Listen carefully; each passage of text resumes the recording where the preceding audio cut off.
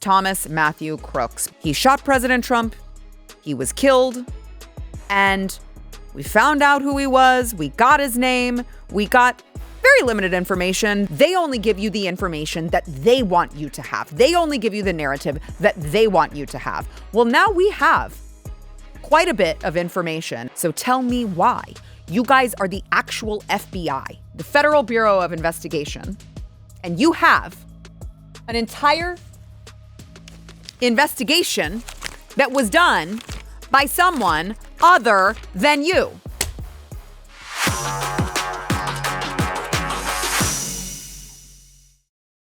Welcome back to Sara Gonzales Unfiltered. Happy Friday. And by that, I mean, I will be happy when it is time for the weekend to commence, because it's been a real whirlwind. Tucker Carlson released a documentary on Thomas Crooks. And you guys, actually, so much time has passed. You may have forgotten who is Thomas Crooks. Well, you might recall it's been 489 days since that man with that name took a shot on President Trump, shot him in the head, tried to assassinate him in what will go down as one of the most iconic moments in American history. And 489 days, we still don't have many answers. We know who was behind it. He was 20 years old, and he was killed by Secret Service after getting off the shots. Thomas Matthew Crooks. But then after that, just kind of went away. He shot President Trump. He was killed. And we found out who he was. We got his name. We got very limited information. Then we heard something about, ties to foreign accounts overseas. And then poof, it was gone. Couldn't find anything else about him. Now, Kash Patel has repeatedly promised that we would get full transparency about this. The Butler guy that we don't know a lot about. Will we know a lot more about him? Is there more to know? I don't know that there's more to know, but you're going to know everything we know.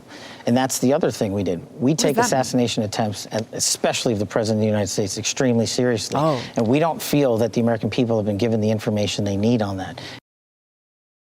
Hey, I agree. I agree with you, Kash. It's just that, I don't know, the FBI tracked down every single person who happened to be in the area of D.C. on January 6th. 2021. So, I feel pretty confident that the FBI would be able to figure this out, would be able to track down any new information and then release it to us, as you just explained, we should see, because we need transparency. Well, it turns out, you guys are going to be shocked to hear this, there's a whole lot of information out there that we haven't been told. And that is why, of course, Tucker released this documentary today. There happened to be, after someone, gets accused of mass shootings or assassination attempts or anything like that, they just quietly disappear from the internet. It is something that I have been talking about for a very long time that is so strange, such a new phenomenon that we don't get told these people's information, it seems, until federal law enforcement has done a complete, just wiped them clean from the internet. So we can't actually go and do the digging. Thomas Matthew Crooks is not, this is not a new thing with him. It is a recently new phenomenon since social media became big. But it wasn't like that before. And now all of a sudden you can't go see for yourself.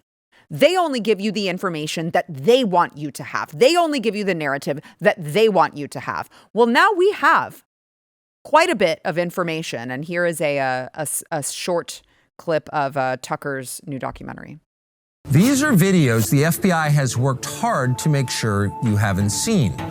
They're from the Google Drive account of Thomas Crooks, the man who on July 13th, 2024, showed up at the Butler County, Pennsylvania fairgrounds and tried to assassinate the frontrunner, Donald Trump. And look what happened to our country. The purpose of this report is to reveal details of Crooks' social media accounts and to confront a series of key questions. Why is the FBI keeping Crooks' views a secret? Why are they ignoring congressional subpoenas to divulge information? Why are they pretending that there's nothing to see here? And more than anything, what are they hiding? Here's what we do know. The digital comments we obtained were posted between 2019 and 2020, when Thomas Crooks was between 15 and 17 years old. They show two things. First, that Thomas Crooks was not some secretive lone wolf who never warned anyone that he was planning violence, just the opposite. Years before he showed up in Butler, Crooks was leaving a detailed digital trail of violent threats, including calls for assassinations and political violence. Second, they show a man who started out as a radical Trump supporter, whose views on the president changed completely during COVID. The FBI lied about that fact and pretended that Crooks was a right-winger. If Crooks wasn't known to anyone in authority before the shooting, how was he able to post hundreds of violent extremist comments under his real name between 2019 and 2020 without being detected by law enforcement or intel agencies at a time we know they were monitoring social media? Were those comments, including specific assassination threats against specific public officials, ever reported to YouTube? Other users complained about them. Did YouTube know? Why is the FBI telling us that they'll release this information, quote, after the trial, when there is no trial? Why did an FBI agent from the Technical Hazards Response Unit hose down the crime scene the day after the attack? That seems very strange. What happened on the roof of the American Glass Research Building for the 10 seconds after Crooks' last shot until he was killed by the Secret Service? Does the FBI have surveillance footage of Thomas Crooks shooting that day? Now, it goes without saying, this is like a 35-minute video. It is well worth your time to go watch in full. I'm going to give you the high points here. And when you have time, you need to go watch this because there are serious questions. I remember right after this happened, I spoke to FBI sources and they told me that this kid fit the mold exactly of someone who would be primed by the FBI, someone who would be, he went to a gun range where there were law enforcement officials who also happened to go to that gun range. And did they get a hold of him? And did they brainwash him? And they said this kid fit the mold exactly for that. Okay. Now, Tucker was given access to a new report that is out. And we were also given access to some of the findings from this report as well from the source. This is called In Plain Sight: Attempted Assassin Thomas Matthew Crooks, His Digital Footprint and What We Should Have Known. So what the report concludes is that Thomas Crooks was not a mystery or a lone unpredictable actor. There were years worth of obvious escalating digital warnings, including blatant threats. Law enforcement and YouTube did nothing. Nothing. I mean, if they did, let us know. But what I see is that he escalated and he escalated and he escalated. And then all of a sudden, he was able to get on a hot, slopey roof and shoot our president, then political candidate, in the ear. That's what I saw. So I want to go through some of these because the timeline here is important, okay? Thomas Crooks, you will hear from the FBI. You have heard from the FBI in sworn testimony that Thomas Crooks, we've just recently found out that Thomas Crooks was a far right-wing nut job. That's what they always say. He was far right-wing. He was a big-time Trumper. This is what the FBI has told us prior. No new developments, no new updates, just that Thomas Crooks was a crazy Republican, crazy Trumper. And so I want to show you what I'm grappling with now that I've seen, now that I've watched this, now that I've seen this report that I have right here. I've gone through it in its entirety, okay? And there is a very clear shift, as Tucker mentions, during COVID. I'm going to give you a couple examples of Thomas Crooks before COVID, when everyone was shut down and there were a lot of, conversations happening online and different servers and different chats and different social media platforms. Okay. So before COVID and then during COVID. The before and after is very stark. Let's start with this first one here. He's responding to a YouTube comment, and he mentions that is very, very anti-immigrant. He says, Ilhan Omar and others are invaders and should honestly be killed and their dead bodies sent back. There's another one here that says, murder the Democrats. This is not a, what you would call a left-wing guy, right? Well, hold on. All of a sudden, there's a shift. And oh, by the way, let me give you a couple other ones here. If you're saying Trump is a bad president, this is before. If you're saying Trump is a bad president, you aren't a patriot, as Trump is the literal definition of patriotism. Big Trump guy before COVID. This is going to be blatantly racist, but I hope Trump has these people murdered. I hope a quick, painful death to all the deplorable immigrants and anti-Trump congresswomen who don't deserve anything this country has given them.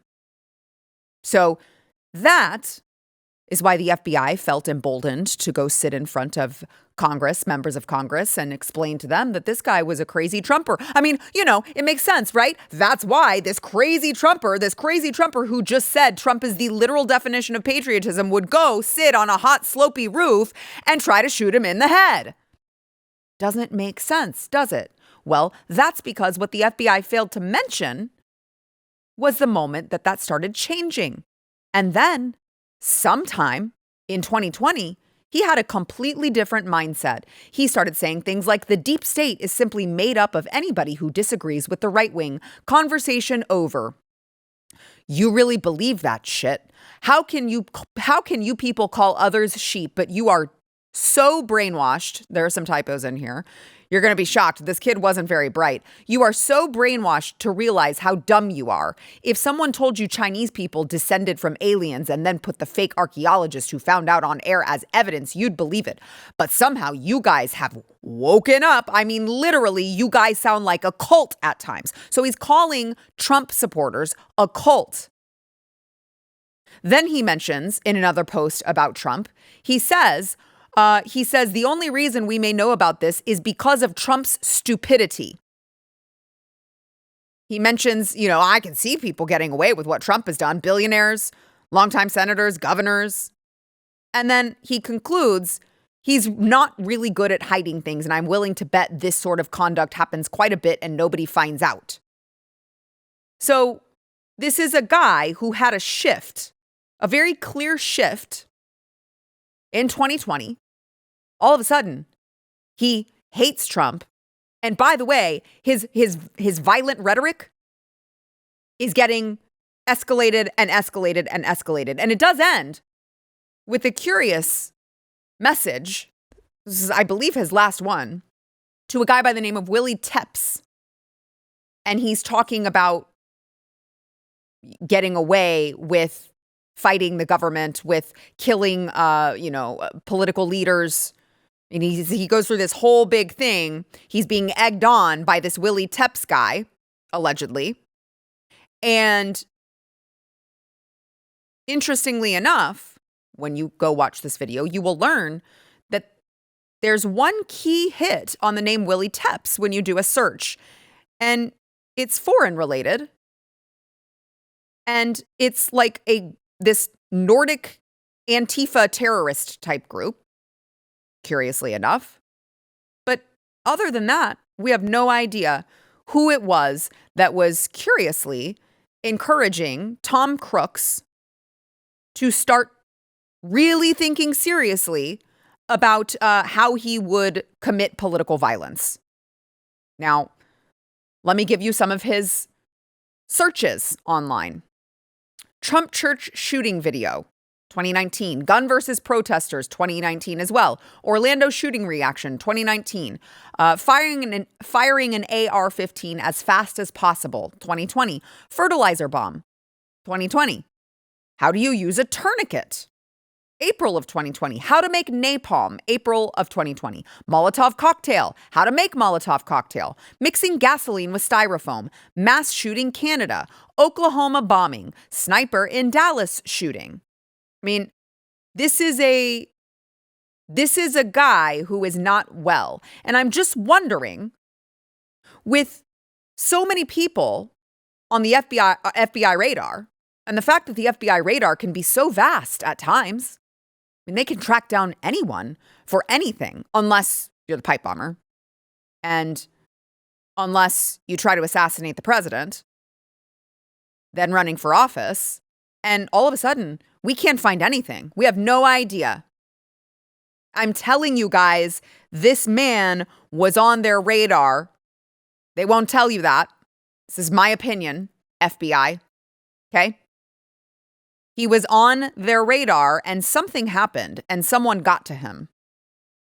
And now all of a sudden, he's been programmed to want to kill Trump. When you watch this, there's no other conclusion to walk away from it. So this report, okay, right here, it has a list of questions, and I'm going to end with these questions because it's very important that we get answers to these questions. How did Thomas Matthew Crooks post hundreds of violent extremist comments under his real name between 2019 and 2020 without detection by law enforcement or intelligence agencies? There was no pseudonym. He was using his real name. So if we are to believe that the government had nothing to do with this, then we need answers to these questions. Seems rather odd, doesn't it? He would not be on their radar at all after making all of these comments? After people saying, hey, I hope YouTube, you need a suspension from YouTube. You're kind of crazy. All these comments, all these Google searches, nothing? Interesting. Were any of his comments, which included open calls for terrorism and assassination, ever reported to YouTube or escalated for moderation review? If so, what happened? I know for a fact YouTube is all over their stuff because I've been demonetized for 2 years of my life, 2+ years of my life, for saying something far more benign than calling for assassination. I misgendered someone. And I almost lost my entire YouTube account, okay? So we know YouTube is on this. Was Crooks ever flagged to the FBI, DHS, or NSA as a potential threat prior to the July 13th, 2024 attack? If not, why not?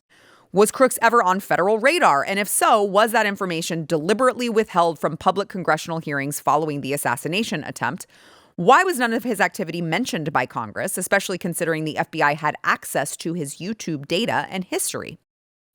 Why has the media widely accepted the narrative of a lone, unmotivated actor when Crooks' digital footprint shows years of escalating violent rhetoric?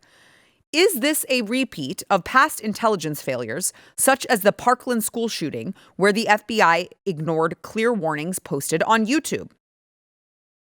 Who, if anyone, was Crooks communicating with on encrypted platforms and alias accounts? Was he acting alone or reinforced by online radical peers? I, too, would very much like to know the answer to that question. Do federal agencies now possess this information? And if so, what action is being taken or is it being withheld? This, my friends, is what we need to know. And the trust us bro mentality that Kash Patel and Dan Bongino seem to have, not with this, but with everything else that the American people said we wanted answers for. President Trump got into office and he was like, we need to know more on this. I want you guys to find out all the answers on my assassination attempt and release them. That hasn't happened. So tell me why. You guys are the actual FBI. You are the Federal Bureau of Intelligence. And you had, investigation. Getting that mixed up with CIA. The Federal Bureau of Investigation. And you have an entire investigation that was done by someone other than you. It stinks. Okay? It stinks. And we deserve answers, Kash. We deserve more answers than trust us, bro, or the FBI. All right, we're going to be back with more, but I want to thank our sponsor this segment, Birch Gold. So Birch Gold is, I do business with Birch Gold personally. And not only are they great for if you're looking to diversify, but I'm just going to tell you that it is now the one time of year that Birch Gold gives away free gold with every qualifying purchase, because for Black Friday, when you convert an existing IRA or 401k into a tax-sheltered IRA in gold, they're going to send free gold to your home for every $20,000 purchased. So gold has done nothing but skyrocket this year. Now is the time. I mean, it's always the time for gold and silver because historically it has been a really, really great thing to diversify in. And so I'm just telling you, all right, now through November 30th, you're going to get free gold with a qualifying purchase. If you've been thinking about that, if you're like, I don't know, maybe I should look into it. I've got this IRA laying around collecting dust. Just check it out now. Okay, text my name, Sarah, to 989898 to claim your eligibility for a free information kit on gold. There's no obligation and no reason not to do it. And do it now because your opportunity for free gold with purchase ends on November 30th. Text my name, Sarah, to the number 989898.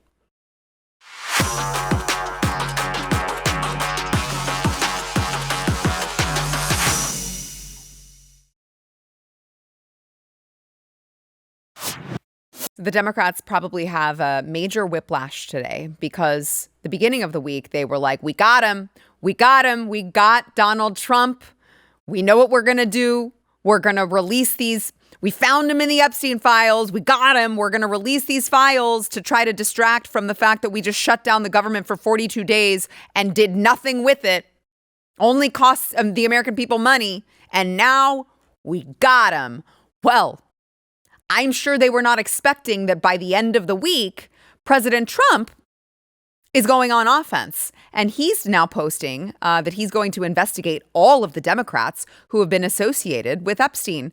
Oh, what's good for the goose is good for the gander, guys. He said, now that the Democrats are using the Epstein hoax involving Democrats, not Republicans, to try and deflect from their disastrous shutdown and all of their other failures, I will be asking AG Pam Bondi and the Department of Justice together with our great patriots at the FBI to investigate Jeffrey Epstein's involvement and relationship with Bill Clinton, Larry Summers, Reid Hoffman, J.P. Morgan, Chase, and many other people and institutions to determine what was going on with them and him. This is another Russia scam with all arrows pointing to the Democrats. Records show that these men and many others spent large portions of their life with Epstein and on his island. Stay tuned. Listen, who has the track record of saying something and being proven right, even if it is years later? Okay? President Trump said that President Obama spied on his campaign illegally. They called him a crazy person, and eventually we found out he was 100% correct. And they abused the FISA court system to do so. When they called him a Putin stooge, he said, this is a witch hunt. This is not true. I didn't do any of this. Everyone said he was a liar. And all of a sudden, several years and millions of dollars later in taxpayer money, turns out he was correct. And by the way, on that note, not only was it, no, he didn't do anything. It was, of course, as he's alluding to in his post, it was, of course, not only was he not doing anything, the Democrats were the ones who were messing around with Russia. And the Democrats made it all up. Okay? So all you have to do is look at the fact that under 4 years of Joe Biden, they could have got Donald Trump then. There's a reason why they waited until now. They were desperate for something. They were completely desperate for something. And they're also so broken by President Trump. They're so broken with Trump derangement syndrome that they have convinced themselves that in this saga, Jeffrey Epstein, the convicted child sex trafficker, is the good guy. Okay? That's how crazy this is. And now you have Eric Swalwell, Representative Eric Swalwell, who, I mean, if I were him, I would be so embarrassed to even be seen in public by this point. You're like out there banging Chinese spies. You're like farting on live television. And somehow he still thinks that like anyone cares what he has to say other than to just laugh at how stupid it all is. Here is Eric Swalwell. Speaker Johnson and the Department of Justice seek to bury these files beneath the earth. So just by nature of who is being forthcoming and who is not, I believe the Epstein estate over the DOJ right now. That's frankly, a shocking statement. Is it shocking? I'm not shocked, actually. I'm not shocked at all. It's not a shocking statement to me. I actually 100% believe that they are so stupid and also just such bad people that is something that Eric Swalwell would say. I don't believe, the deep state. I thought that didn't exist. Now, all of a sudden, Eric Swalwell is saying, no. I mean, when it comes to character, I trust the convicted sex trafficker more than I trust Donald Trump. And by the way, remember the convicted sex trafficker, horrible things that he was accused of. That guy hated Donald Trump. He said that Donald Trump was the worst person. So if I'm picking a side, I'm obviously picking the side of the guy who was hated by the sex trafficker. Eric Swalwell is like, I'm pro sex trafficker. That's how badly their brains have been broken. It's dire circumstances for them. Now, remember, they've already been busted in their lies about trying to use the new email drop for, political gain, to distract from the fact that they just wasted a bunch of time and a bunch of Americans' money to do absolutely nothing except cry on television for 42 days.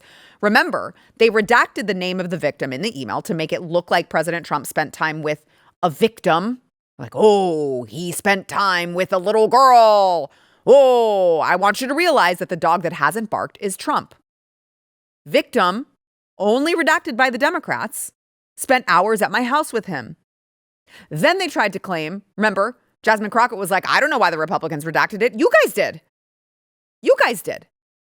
And so when you look at how badly this is blown up in their faces, the Democrats had to delete their post about Thanksgiving with Jeffrey Epstein in 2017, because as we showed in the show yesterday, President Trump was the president of the United States of America in 2017. He had a very public schedule.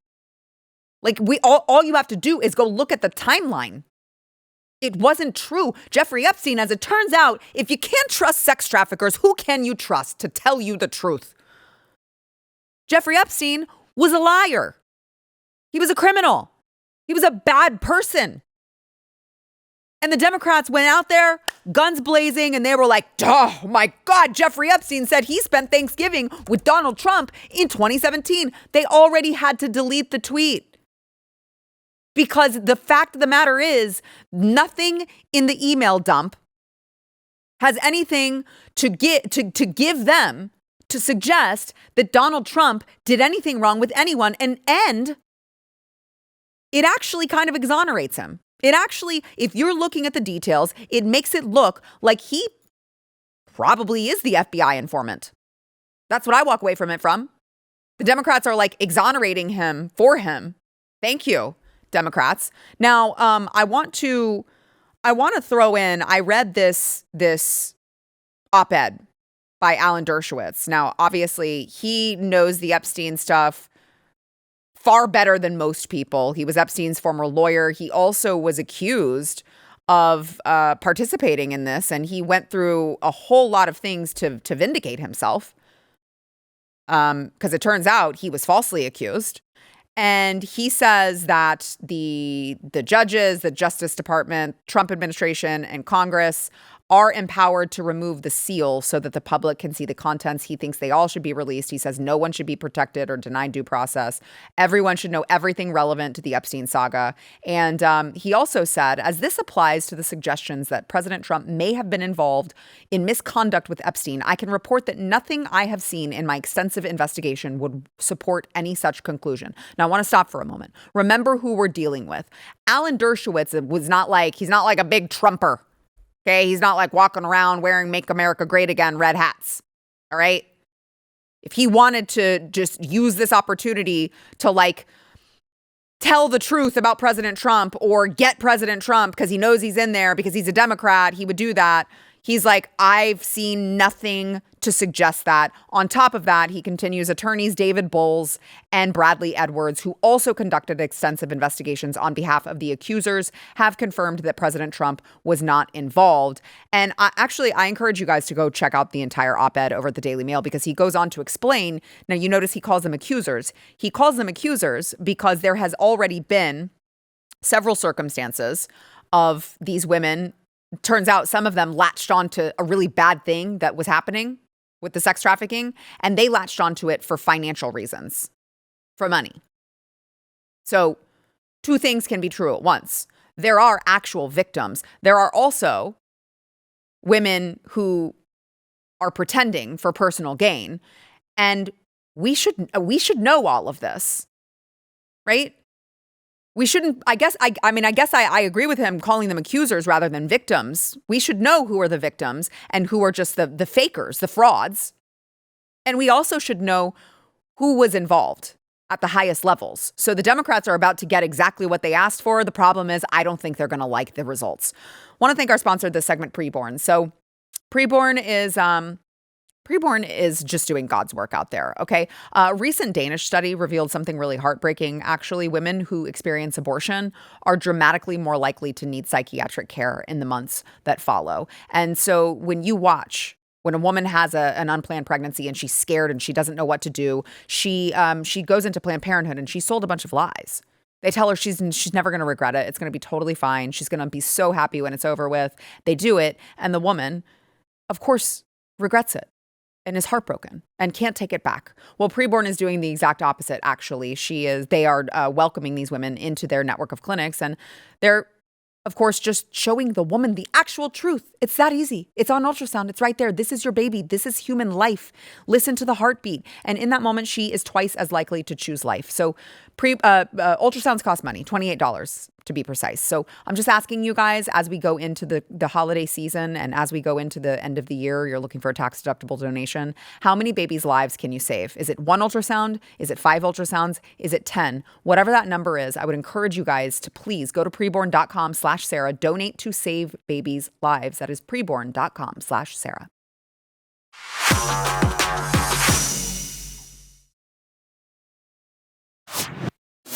So I talked about this the other day. One of the biggest issues for me during the government shutdown was the exposure of all of the people taking advantage of SNAP benefits. You had all of these, people going on making TikToks about how you were supposed to feel sorry for them, except there were a lot of obese women who were complaining. And I was like, why is my tax money going to obese women to load up on, a bunch of candy and junk food that I don't eat because I'm not going to waste money to make myself fat.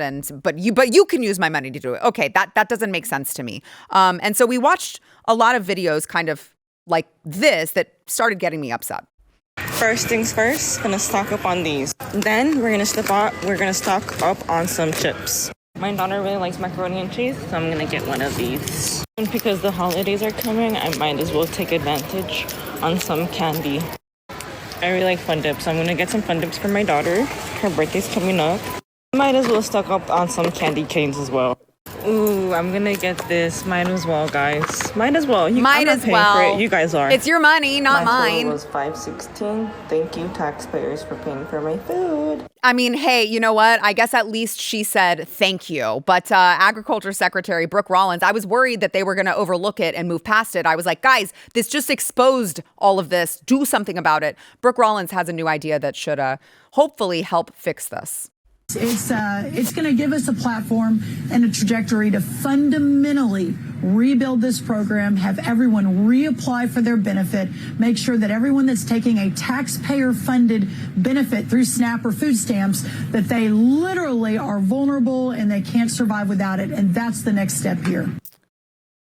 Clean house, reapply. Let's see if you still actually need it. Joining me now to discuss, we have Matthew Marsden, Blaze TV contributor and actor and producer extraordinaire here in studio, along with our friend Nick Sortor, independent journalist. He is, of course, the famed independent journalist that we recently saw battle it up. Don't roll your eyes at me, Nick. Don't do that.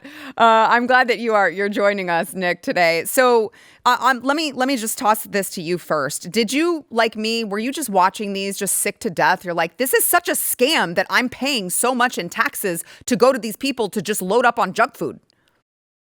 I'm telling you, I actually went out of character a little bit and posted one of these videos on my X feed, right before coming on the show here. I mean, it's like, I was always wondering who is buying these massive ass Twix bars at the store. Oh, and apparently it's us on behalf of these people. I mean, this chick that you have up on the screen right now does not look like she needs supplemental nutrition, which is what SNAP stands for, right? None of this is nutritious. I don't even know why they call it that at this point. Why should you be able to buy M&Ms and diet or Coke or even Diet Coke you're using tax dollars? We exposed that earlier this year because the government the big soda lobbyists were pushing MAGA influencers and paying MAGA influencers to say that taxpayers and food stamps and SNAP should be paying for soda. That's why this is still a problem. That's why it's still being done. That needs to end. Yeah, no, I totally agree. I love that you brought up that what SNAP actually stands for, because I think it's something that a lot of us forget. Like, if you don't need the supplement, if I can look at you and already see very obviously you don't need any supplemental nutrition, my money should not go to you, period, Matt. Yeah, I mean, I love that Nick said massive ass.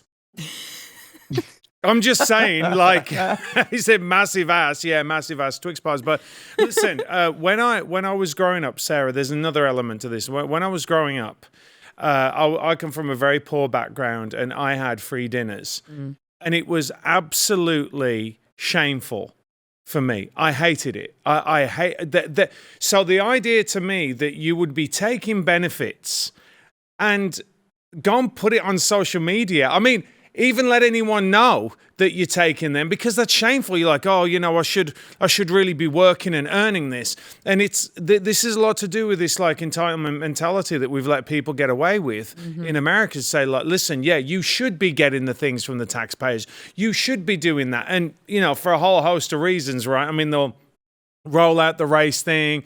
They'll roll out whatever else they want to do, whatever grievance they have to justify them taking money from other people. But I think that this has been one of the really big things that we've seen, that Doge has come through and seen all of this fraud. And like you say, Sarah, when Americans are finding it very difficult to make ends meet, this is completely infuriating. It's infuriating anyway. But when you are struggling to pay your mortgage and there are all these foreclosures going on, that is completely unacceptable. Yeah. And by the way, just going back to this video for a moment, because I think it is important here to both of your points. This woman is bragging on social media. Look at this dance. She's just a waddle. It's not even a dance. She's bragging on social media. That's a lot of weight, Sarah. I mean, come on. Right now, the fact that she's standing is already impressive enough. I know. Well, that's fair. There is a chair behind her. But hold on really quick. So she's bragging online, just putting it out to the public that they mistakenly credited her EBT card with $2,500 instead of $225. So that's what she did she's just admitting to the fraud. And they're just bragging about it, creating TikToks. I mean, Nick, I bet that she's probably out of breath. I think she's out of breath by this point at the end. I think this is the person that they were saying was going to starve if she didn't get food stamps immediately. If Trump didn't immediately start writing the checks out to give them their food stamps back. But look, if the bank accidentally gives you $2,500 and you know that you're only supposed to have $200, yet you go out and spend that money anyway, you're going to jail. Yeah. That's how that works. You know that's not your money and you spent it. Why aren't these people going to jail?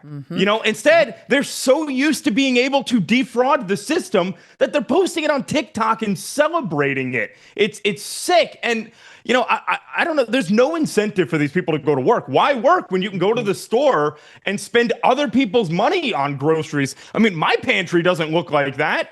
I don't even know if I would find a snack in my pantry right now. It's like it's crazy, and the problem is politicians in D.C. don't want to crack down on this because it's a lot of these people, they vote too, right? And if you take away their Twinkies, they might not vote for you anymore. So they'd rather the taxpayers just be screwed over to the tune of hundreds of billions of dollars a year instead. Yeah.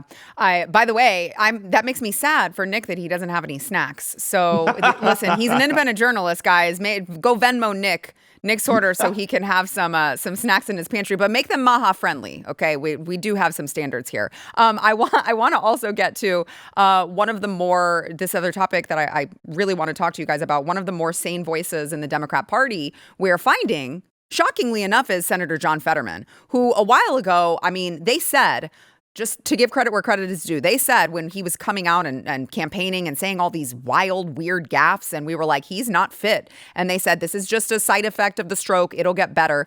It has seemed actually to get better. And so who would have thought that the guy that showed up in sweats would be breaking with the radicalized left wing and speaking some sense. And so he, of course, with the government shutdown, he said the shutdown was the fault of the government's. And yesterday, he suffered a fall near his home. The fault of the Democrats in government. Yesterday, he suffered a fall near his home and had to be hospitalized.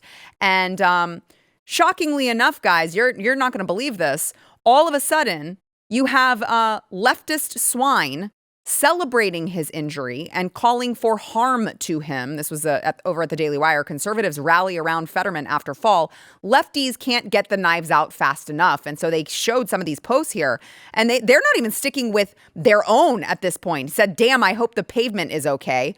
Fetterman suffers injuries to face from fall, hospitalized. Tragically, he's expected to live. Karma is a bitch, ain't it, Fetterman? And so you look at how these people have become so radicalized, and it's not even against conservatives anymore. John Fetterman would probably agree with them on 90% of the issues, but because he disagrees with them on one thing, or because he is willing to stand up and say the truth, which is the Democrats caused the government shutdown, they want him dead. This is where we're at, Matt. No, you're 100% right. You and I know this, right? We get it every day on social media that it's always extreme. But look, if you go against the Borg, we saw this under COVID, and this is why one of the reasons why we kept coming out and saying to people, hey, listen, they're going to come after you eventually. If you step off the reservation, if you say something that isn't completely in line with them, then they're going to come after you. They're going to try and crush you. But also, this is where you go when you call people Nazis and white supremacists and all these other evil words. It's like a race to the most extreme comment, unfortunately. And you've seen it a lot on X. And yeah, who would have thought John Fetterman would have been the voice of reason? I did not have that on my bingo card at all. But here we are. And if you are the voice of reason in the Democrat Party, Nick, you get the death threats just like we do. Yeah, they will terrorize their own as well. And that headline said that the leftists are getting their knives out. You have to take that, sort of literally at times. That's where we've gotten to, where, the amount of death threats that, like Charlie's assassination, made death threats to me anyway go through the roof, right? It emboldened a lot of these people. It made them excited. It made them feel powerful. It made them like they're getting off on being able to terrorize people that don't agree with them and do everything they want to do and won't abide by some leftist mantra or leftist ideology. John Fetterman, it's a little bit humorous in a way that the most reasonable Democrat is the stroke victim, but he came into office and he's been pissing off a lot of the. Keep in mind, this guy's not a Republican. Okay? Right, there are a lot of people saying like, when is he going to switch parties? He's not. No, he's still a Democrat, but he's an actual Democrat rather than a bunch of these the leftists that are running through the party now. Yeah, I mean, it really is very, very striking to see. And by the way, Nick, I just want to make sure I think everyone is aware, but everyone is aware, you don't just deal with the death threats and the horrible things online. You've actually dealt with some of these people in person, and it turns out they are also very violent in person as well, from experience. Yeah, they absolutely are. I mean, and the out in Portland, the police weren't going to help me. Right. So, I mean, I was on my own out there. Luckily, there were, patriots that would come out and guard me while I was there and wouldn't let these people get too close to me because they, out in Portland, and Antifa out there has assassinated Trump supporters in the past in the street. And then they fled, and then the U.S. Marshals had to go and find them and ended up in a gun battle and killed the guy. But this is not a far-fetched thing to believe that more conservatives are going to be killed just because of what they believe.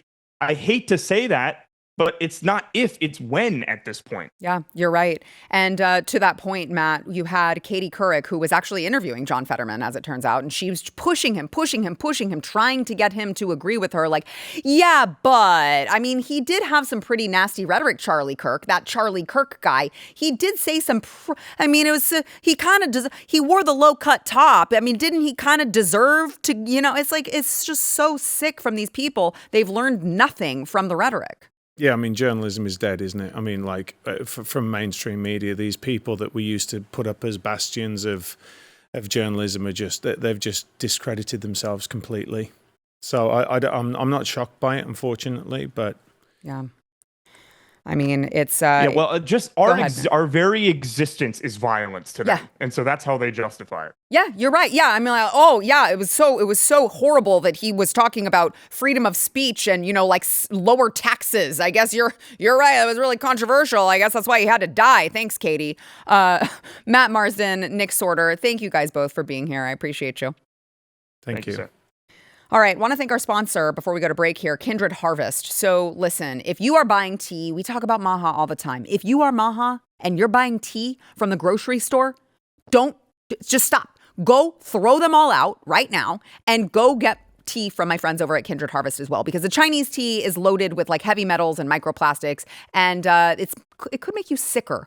But Kindred Harvest is the American answer to that. It's third-party lab tested, 0 microplastics, 0 heavy metals. It's blended and packed right here in the USA, and they've got tea for everyone. So whether it's morning energy, evening herbal, it is the cleanest tea you can find. You can go to kindredharvest.co and use code Sarah for 20% off. That is kindredharvest.co, promo code Sarah.